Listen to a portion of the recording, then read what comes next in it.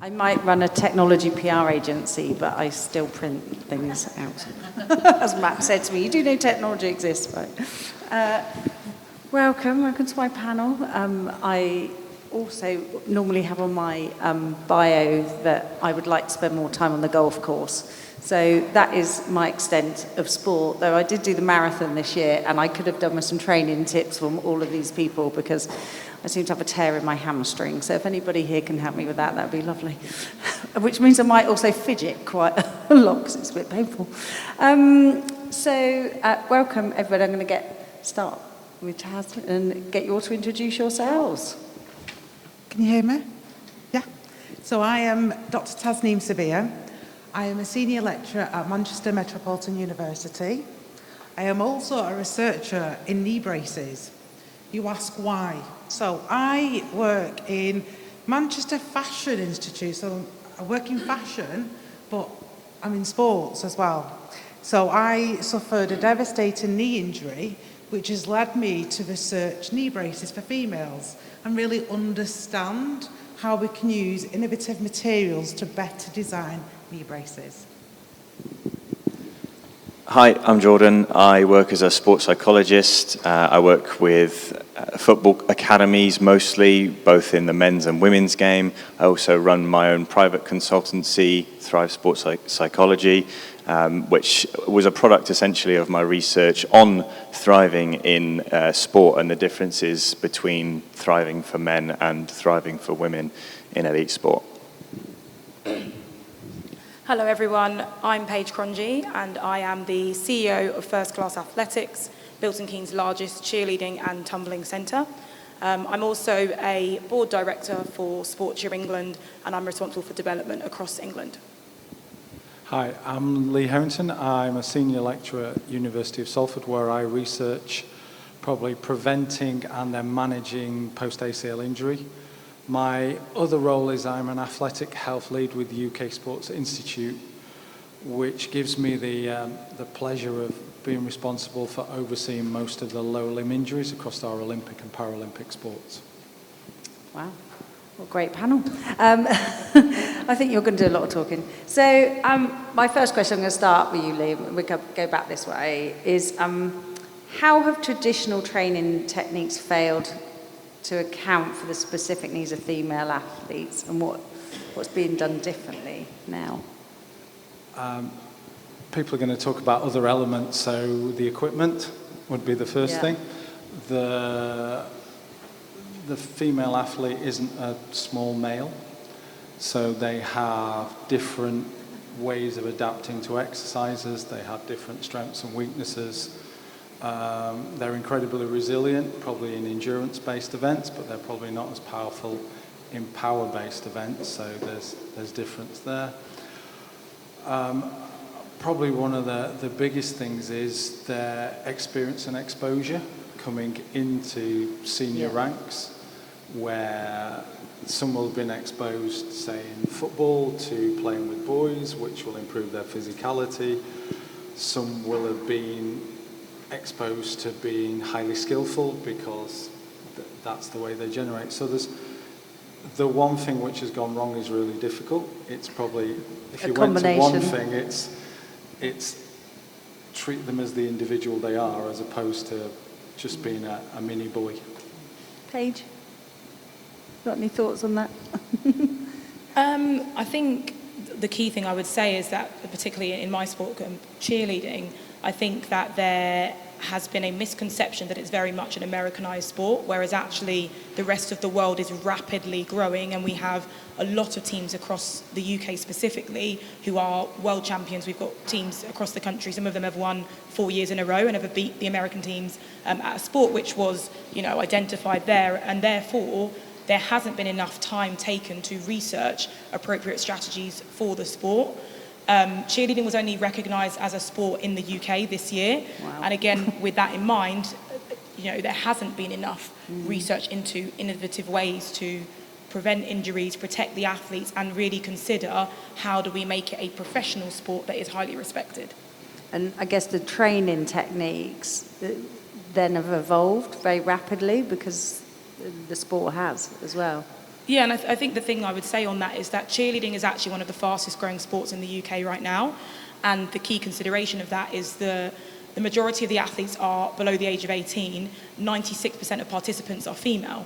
And whilst we do have, a number of different genders within the sport, actually there is a responsibility for us to ensure that the sport is accessible for everyone, and we are looking after their own needs and safeguarding. Jordan? Yeah, from a sports psychology point of view, a lot of the research and therefore that's informed the practice that occurs within both grassroots and elite sporting environments, a lot of the research that's informed that practice has been based on and conducted with essentially people that look a lot like me, or maybe have a bit of an American accent, but a lot of it has been done in the States, and that essentially has meant that the practice that sometimes is informed by that research isn't necessarily the most specific for women in sport, and I'm not an exception to that, by the way.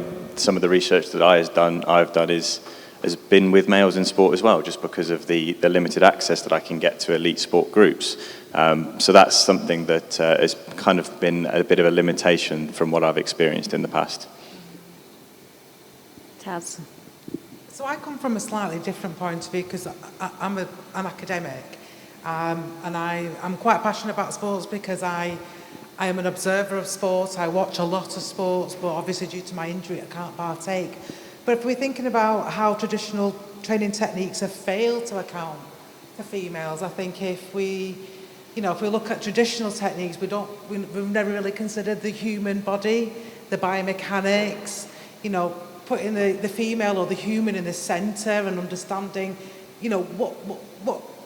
what factors play in, helping them to get better, what affects their injuries. I come from clothing, many, many years ago, and I know Paige will probably agree with me, is if we look at clothing can change. We should be developing clothing that adapts to the female anatomy much better.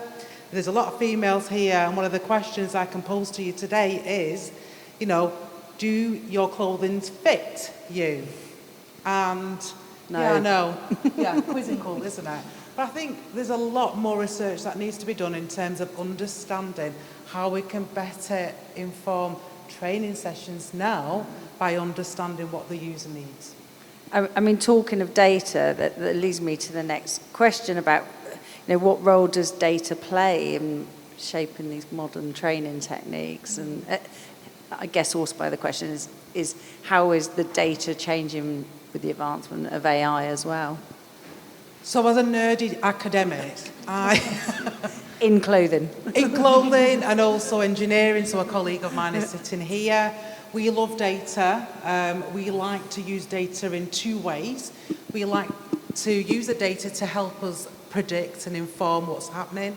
But we also like to use the data to inform us as what's missing.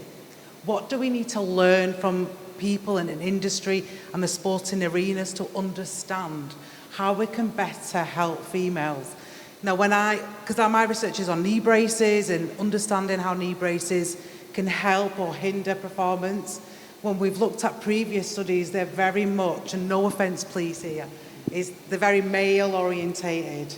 And also when you discuss those particular data sets, it's always collective. There's never a difference between male and female data sets, so that when we are developing products or designing clothing or training techniques, there should be a difference between male and female. They're all the same colour as well, aren't they? Yeah. I had a neck brace once for 6 weeks, and I was like, have you just got something that's in a different colour? I don't want pink, by the way. The thing is, for females, is not to shrink it and pink it. Yeah, exactly. Although I love pink.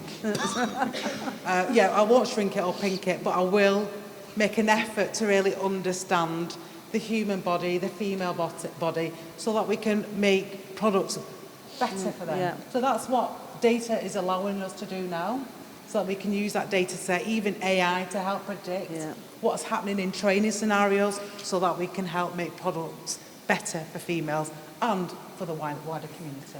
I'm actually going to come to Paige because obviously and I am watching America's Sweethearts at the moment on Netflix. So, clothing is a big part of cheer, isn't it? So, and you train in the uniforms that you wear on the performance, I guess. Yeah, that's a very great point. Taz and I were actually just having this conversation prompted by the last panel discussion about ways that we could make the sport more accessible by shifting the perception of uniforms. Because I think there is this perception that actually cheerleading is people parading around in this very skimpy uniform and just putting on a show. And actually, it's highly athletic. And we're talking about high-impact sports. And there are some reasons why uniforms are quite tightly fitted because it helps with the aerodynamics of what's happening. Throwing someone in the air with less clothes on is easier to do with less clothes, as an example. However, as a director in the sport, it's also our responsibility to make it accessible, particularly thinking about grassroots sports. Actually, I'm a mum, my 4-year-old daughter, do I want her wearing that uniform in order to then participate in the sport? Is that a barrier to her doing it? And, their perception of that. And, as a director in my own gym, in our club, we have a very loose training policy. They have certain colours they need to wear because it's about our culture and gym identity. Part of that is we've got 3 colours they need to wear or branded clothing, but there are no other restrictions on that. But then as a board director looking after cheerleading in England, actually there are a lot of clubs that everybody has the same uniform, everybody has the same hairstyle. We are marking teams not on the uniform that they wear, but on consistency and how synchronized something looks. And therefore, that is what drives people wearing the same thing. So actually, we have some responsibilities here to think about what are we rewarding people for. Around the world, they might want to do that. But in England, actually, we might need to shift that, thinking about how we want our sport to be perceived and how we want that to happen. Yeah. And I think that is one of the key things I'm definitely going to take back from today, because it's a very important discussion for us to put to the table. But what I would say is I think that the challenge we have is when you have a female sport, we want data-driven decisions, but actually we aren't always given the funding to do that data research. And therefore, that's why it's not taken place. So actually, arguably, should cheerleading been a male-dominated sport, we'd have done this research a long time ago, and therefore, we can make much better decisions. What we actually need to do is go out and speak to people and speak to the real humans and figure out how are we going to translate that into research and projects. And I spoke at the House of Commons earlier this year talking about access to sports, particularly for schools. And we were talking with the DCMS about how to make cheerleading, as well as a few other non-conventional sports, more accessible. So, for example, paddle were on that table discussion, the Lawn Tennis Association were there as well. And we were talking about that. And actually, that is one of the things that we do really need to look at. How do we encourage access to the sport? How do we, get young people to realise that they are valued and we want them to participate in sport, and then we can use that data. So, Lee, biomechanical data. That'll bore everybody just before dinner time. Come on, we need to know. There's the first thing is probably at a grassroots level, technology is emerging, so people can analyse performance better. At the elite level, it's actually quite interesting. We had a conversation yesterday with a very big women's football team, and we said, could we know how much of a particular task the players do during a game? And they went, oh, we don't collect that. And we went, but it's been identified for the last umpteen years that this is one of the biggest injury risks. But we don't collect that. But it's also a massive performance. I don't want to sort of give too many details because the sponsors will probably jump on. But it's also a performance marker for the female game, and there tends to be this. Unfortunately, if I skirt biomechanics and the audience before lunch as much as possible, there tends to be this, a lot of the people who are the data scientists and the sports scientists, especially in female sport, are relatively young, relatively inexperienced, and in some respects, and this is disingenuous to some of them, they're looking for the move into male sports, especially in things like football. Right. So we have the means to collect the data. We don't always have the people who are perhaps interpreting it in the the best possible way. So that's a call out to the academics then, isn't it, and the academia, that there's a great opportunity there. Yeah, to support the development of the people within the sport, to probably develop better questions. So I work with gymnastics, so I'll use this as an example. We know the way the female gymnasts land increases their injury risk. What we also know, if they landed in a way which decreased the risk, our female team, don't tell anybody I told you this, our female team would have gone from 4th to silver. Wow. So Why are you not actually, we'd have decreased risk in the sport and we'd have had a really good result. So once we start to talk to the coaches about that and we stop talking about injury risk and we talk about performance, the two usually sit together. Yeah. So it's using data appropriately and not just talking about injury all the time. Jordan, you using data as much? Yeah, data has a funny place within psychology and sport because a lot of, as you can imagine, a lot of the conversations that we have with athletes often can be quite confidential. That if it's regarding certain anxieties that they might not want the coach to know about because it might affect their selection chances or something like that. These things can be quite tricky to navigate. What I will say is that through the research that we've done is that we've put together or reused, and modified a measure of thriving where we ask athletes to self-report on their vitality, their life satisfaction, their health quality, their positive affect, these 4 factors that feed into an overall score. And what we then do is we take those scores for a whole group and we apply an intervention based around enhancing those 4 factors and then kind of reassess towards the end. And we've seen some really good results from the research that we've been doing, and that's kind of the biggest part of the biggest way that data becomes part of the sports psychology of my role when I work within clubs, in addition to kind of individual performance metrics or self-reported feelings and measures of well-being. Perhaps the assessment of thriving has been really powerful for us. Jordan, I'm going to stay with you on that. So about what psychological barriers are unique to women in competitive sports, and how can training programs address them?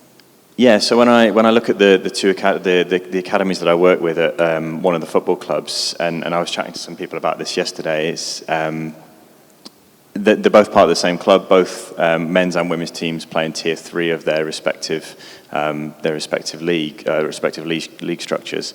And the men's team is fully professional, and their academy then trains at a certain time, whereas the women's academy trains in the dead of night. It trains towards the end of the day. They're semi-professional. There's a couple of professional players in there. And it means that they then obviously have to train until 11 p.m. at night and then go home, and some of them travel quite a long way because they don't get paid so much. They can't afford to live in the city. So these are all extra barriers to a person's life satisfaction. A couple of those 4 measures that I was talking about just before, and these are all things that are major barriers for these women in football that the men just don't have to experience. Of course, they have different pressures. There's other things that are slightly different between the 2 groups, but these are major barriers that have affected the psychological performance of these women in sport. Paige, do you want to add anything on that one? Yeah, thank you. I think that, the psychological barriers, particularly in sports where you are either tumbling within the air or people are twisting and spinning in the air, there are lots of challenges around that, and actually an athlete's mental health makes a significant difference to their performance, particularly at an elite level, because we're talking about skills where they are going to be upside down midair. Those of us that watch the Olympics, Simone Biles, one of the greatest athletes on the planet, actually had a mental block tumble, and that is a very challenging thing. And I think that in terms of coaching strategies, one of the things that we do look to do within cheerleading particularly, and are actively working on, is ensuring that athletes are mentally prepared for the environment in which they're going to compete at, particularly as we do a lot of competing across the country, but also across the world, and actually even just changing time zone, changing, in the UK, most teams compete one day. When you compete in the US, everybody competes 2 days. Actually moving from a one-day competition to a 2-day puts us at a competitive disadvantage, because our teams here aren't used to thinking day 1 is 25% of your score, day 2 is 75%. Again, that makes a big difference. There's a massive difference to saying in England you get to do it once, one time only, and that's it. So, that shift there, even when we think about going to the World Championships, is significantly different.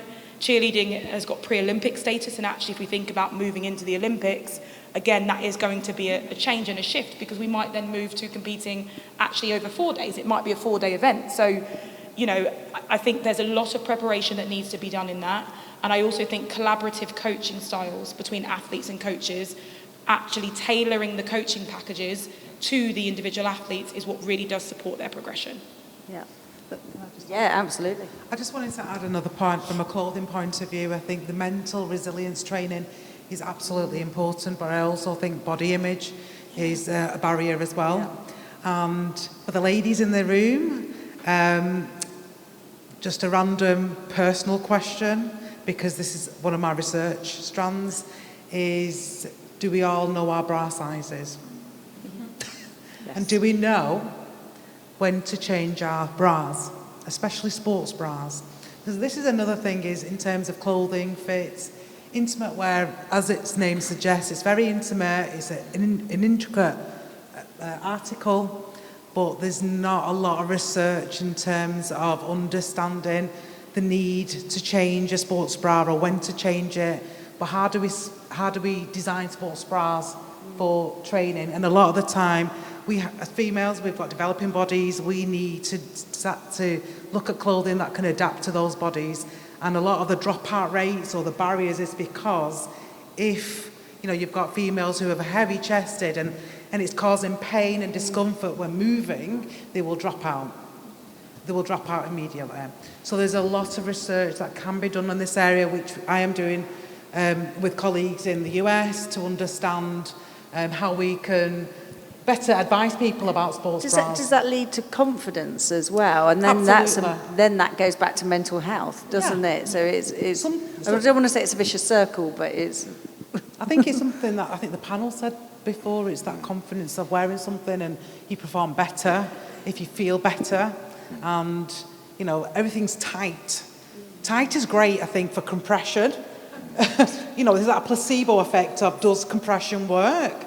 So the tighter it is, the better you perform.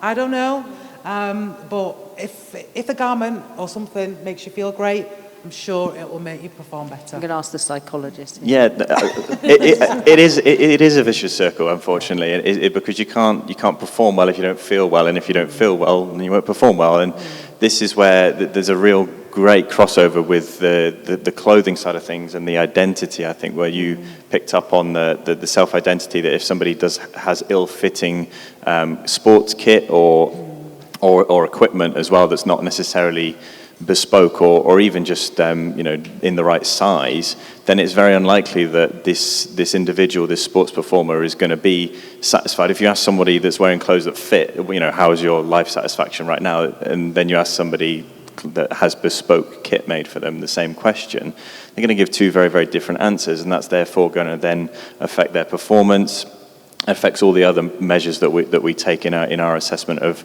thriving, and that's where, like you say, it comes back to a vicious circle, because you can perform well in an environment where you have kit that's bespoke for you and kit that's not bespoke for you, but your feelings around that performance are going to be very, very different based on your own self-image and your own identity. Can I just quickly add to that I think the key point on this is that when we think about innovation, we always think something needs to be groundbreaking. But actually, something as simple as giving people choice is actually innovation. So right now, the issue is there is no choice that says, if you want to participate in this sport, you choose what uniform you'd like to wear. So that in itself is, I think, the key bit that we're probably missing from a lot of sports. How do we just shift that thinking to actually be more innovative? Yeah, I agree. What sports are doing this right? Who wants to Big take question. this one? Who wants to do this one? From positive thinking. from We're my going point on of what view, Emma said. it's I'm really conflicted about this. Like I say, the sport I work most in is football, and on the one hand, we've got the Women's Professional League Limited now that's come out, and Nikki Doucet has come out and made a commitment to facilitate thriving within the top two divisions of women's football. So I can't say they're doing it well because it's only kind of just come about, but I would like to see where that's going. I'm really interested to see that. One of the things that makes me feel that there's some work to be done within that environment is when we're looking at the England squad that's been announced or has come out, and certain players have withdrawn from it. Millie Bright is one of those that has cited mental health reasons for her withdrawal from the squad. Now that, and I'm not in England football and I'm not involved with that, with that organisation. So I'd love to learn about what has been done in the last 4 years since the last Euros. But that kind of makes me feel like there may be some work to be done there in encouraging and facilitating thriving within that environment right now.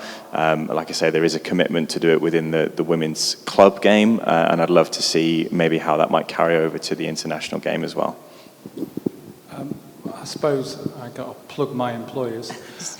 So UK, Don't worry, we're not the BBC. Yeah. You can say what you want. UK Sports Institute will put a lot of work into things like arena skills at the elite end. Team GB, Paralympics GB, prior to the games, put a lot of work into equipment fit, and there is a lot of sort of work done around the individual sports getting the kit to fit. I think one of the things we need to learn at the very elite level is how we can transition some of those skills down, which are transferable. The other thing, we've just looked at a piece of work on how people transition in female sports from youth sports to elite, so from the development phase. And one of the things in the sports where they have a larger socio-economic reach is actually the individual athlete's ability to organise their lives.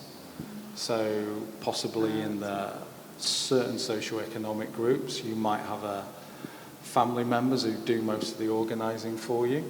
So again, how we can support these people to organise, and that might be around their clothing, it might be around their diet, it might be travel, around just turning up training. And just having the time, isn't it? I mean, training is... So we work a lot on that, and we have a lot of people in the performance lifestyle area and in a lot of areas who support athletes through that, but it's probably how we can transition that down the development phase to develop skills where people move, because again, I would agree, innovation, we talk a lot about these 1% marginal gains, but if the other 99% isn't right, the 1% doesn't matter. So there probably is a lot of individual skills which need helping with, so we get a very talented adolescent female athlete to be able to transition well. Is there a country that's doing more innovation in training techniques? I mean, is the US leading on this or we? Generally, the US, because we adopt a lot of US practices, because there's a lot more investment in their sport, from collegial to elite athletes. But I think in the UK, Norway, these are places where we are doing things well. We're using wearable technology to help us to inform how people are performing, elite athletes. I think we can do better in terms of, a lot of what I was listening to yesterday and some today is that grassroots is really nurturing people's growth in this area. And, if we can use wearable technology to help understand people's performances, that will really help shape where the industry is going. So the UK is doing it well. You'll see a lot of elite athletes wearing trackers at the back. Yeah. Maybe not the ideal place for females. Good point. Maybe not the ideal, but there is a lot more to be done. I was just going to add to that as I mentioned earlier, I met with the Department for Culture, Media and Sport this year, and the government are aware that there is work to be done to close the gap. So what I would say is that at the moment, we've raised the profile of women's sports, and they are consciously aware that there does have to be some work to improve that. And one of the key outcomes, the report will be out later this year, was talking about the funding that is required in order for this to happen. And it was very clear from the other sports I've met with, there are lots of people that are prepared to do the work, but they need the funding in order for that to happen. And that can only happen with the appropriate funding behind it. So I think watch this space. I think over the next sort of 3 to 5 years, I think there will be significant improvement and investment. What I'd say for my own sport as well is, cheerleading is one of the only sports where, number one, everybody gets to play. So if you're on a team, everybody will participate. You don't wait for your turn. You all do it at the exact same time. And it does also cater for a number of different shapes and sizes and body types. So, for example, there are some athletes that are more suitable to be thrown in the air. Some athletes who need really tall back spots to keep the stunts in the air. Bases to throw people up, that we've got tumblers. There's a whole variety of people that are included within it. So I think that actually that's part of the popularity of it. Our club work with a secondary school. We are the largest after-school club in a high school. There's currently 83 girls between 11 and 14 in the after-school club. This September, we're anticipating over 100, to the point that actually it has to go to 2 nights, and it has been used to improve the behaviour at the school. They were a school where they had a significant issue with children attending even lessons. There was so many kids on a managed move or off timetable or all sorts of things. They weren't going to lessons. But to participate in cheerleading, they have to turn up in their training kit, be in school all day, be in the lessons, get reduced behaviour points. The head teacher comes to the after school club every single week. I've never seen anything like it. But actually, in the course of 2 years, it's a transformation. And that's one of the case studies we're working with, the DCMS on, to look at how can we roll it out across the country. So what does the next 5 years look like in terms of training techniques and innovation? Why not? So I can look at it from 2 points of view. So as an academic, I'm fortunate enough to be working in a department where I teach my students everything to do with materials, and for women's wear, men's wear, and particularly sportswear. And again, I think for the next 5 years, I think body mapping to really understand the female body for fit, comfort and mobility. Secondly, using wearable technology to help us to understand the key development stages. I think what we haven't mentioned is sort of the pubescent stages, and you've got the menstrual cycle, you have the menopause, you've got endometriosis as well, and that's another strand which can often put people off from partaking in the sport. We're here from a women's edition, so it's really important that we think about how these particular cycles or development cycles that we go through, how can we use the technology and also our experience as academics, as professionals out there to make clothing, technology, equipment better. Yeah. Next 5 years. Yeah, in my field, I feel that within the next 3 to 5 years, we've got a really great opportunity to grow the psychological provision in the women's, not just women's football, but in the women's sports space in general.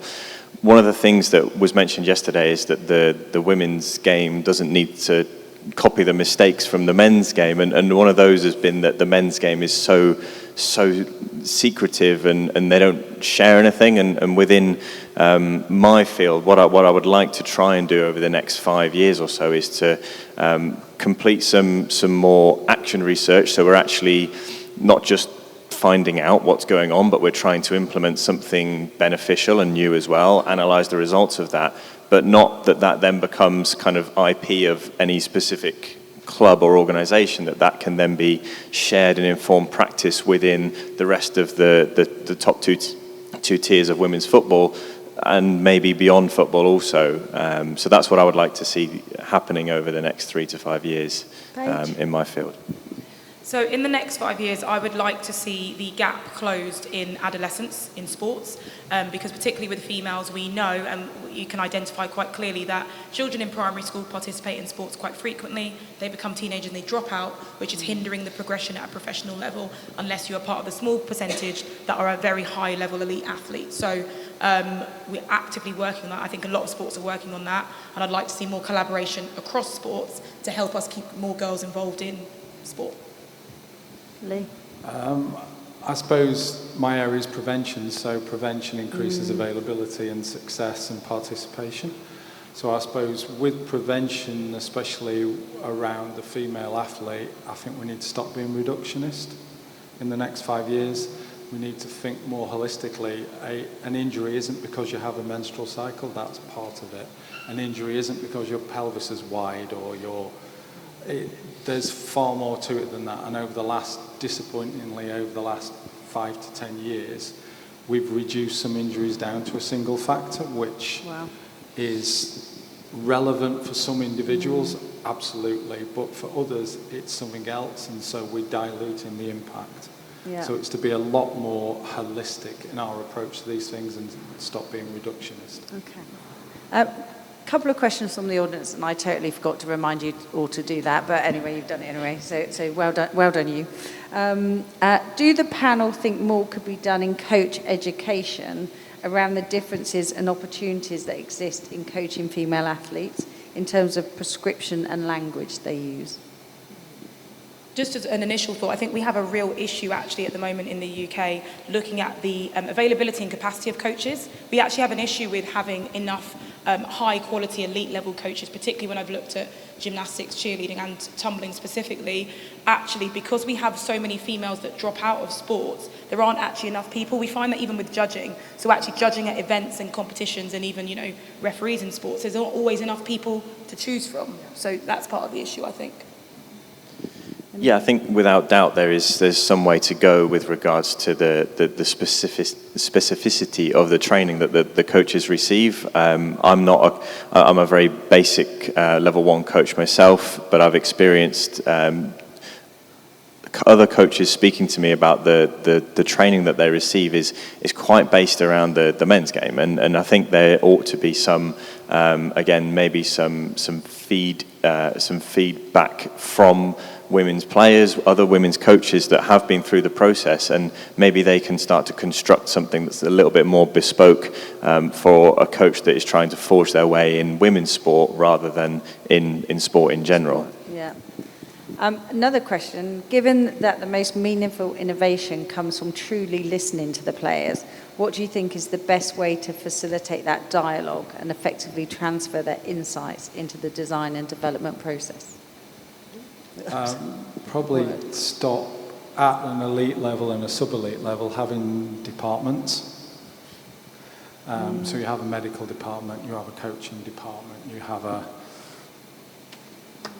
whatever department, and actually I think engaging in conversations where we keep talking about athlete focused, but actually the athlete sits in the middle of the focus rather than the medical department. They're doing medical things, but they forget they've got an athlete. The sports science department has their data, but they forget there's an athlete. So actually the first thing is we work for the athlete. And remaining consistent as well, I guess. Yeah, because we don't want an athlete to be seen as a product. Yeah. Although a lot of people may see it as that, but I think listening is ideal because you understand what the athlete or the grassroots player needs, but it's putting them at the centre of everything. The coaching, the medical staff, the physiology, everything, they should be at the centre of it, not just a product, they are a human being. I think we also need safe spaces, and I think earlier the panel before touched on culture, and actually when we think about culture, even when you're an employee, the research will show you that people want to work for companies where they feel like it ties to their personal identity and they want to be tied to that business or organisation. So we need safe spaces where actually those core values identify with the individual, and therefore the conversation becomes much easier because they feel comfortable in order to talk about it. Yeah, I think it feeds into kind of how the multidisciplinary team might work around the athlete. I think, like we were saying just now, if the athlete has to repeat themselves to individual departments or individual people, by the time they've said the same message the third time, they've given up on maybe that point that they were trying to make and the change that might have produced. So I think allowing the multidisciplinary team the opportunity to relate to one another and cross-reference with stories they've heard and feedback that they've had from athletes, I think is a really important part of making sure that the athlete is central to the innovations that are made. And a question stroke statement that someone's put on here as well is around we're always saying more research is needed. How do we stop saying that? Because the research is actually happening. So, you know, it's I guess as to everybody, it's like, right, okay, how can we get that research done? What's needed to do it? I'd probably argue we need less research, but better questions. Ah, good point. Because you can do hours and hours and pages of research, but if you're not answering the right question, it's sort of meaningless. So there's probably a little bit more around engaging on actually what questions do we need to answer, rather than, as an academic, sometimes academics think they know the questions, and they actually need to go and actually ask the people. Well, maybe it's at the spending pointy more end. time, isn't it, with the athletes, and especially in the training process, which is so long. I think it's that translational research is, rather than it just being desk research, is how does that research translate in the field, whether it's on a court or it's in a football pitch. A lot of the time it doesn't translate, so it just remains as research. And are we answering the right questions? Yeah. So.